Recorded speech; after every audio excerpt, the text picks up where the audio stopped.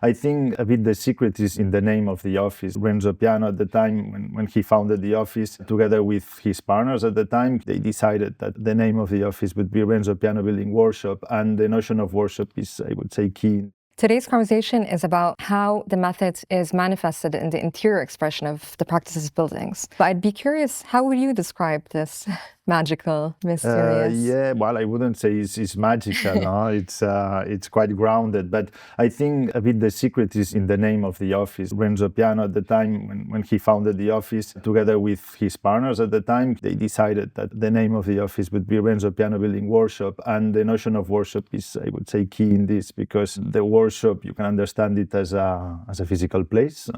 It's our two offices, we understand them as a workshop, so we have a workshop in Genoa, we have another workshop in Paris. But the notion of workshop is also about a virtual place where all actors that play a part in building a building, that's where they meet, where they discuss, where they exchange ideas, where the project takes shape. So we see our offices almost as the place where everyone, the client, which is very important, having a good client is essential, engineers, the contractor later on in the process, consultants, everyone brings their expertise and everyone enriches the project. And the idea of the workshop is this one, putting together all this knowledge and working together. This is also a method about how you challenge the project, you question the project every day. A project obviously requires good ideas, so there's good ideas there, but then there's an enormous craftsmanship involved in taking that initial idea, which was good, and develop it to the final building. And while you develop it, actually, that brilliant idea just changes and evolves and gets also influenced by other ideas. And I think that the idea of workshop is really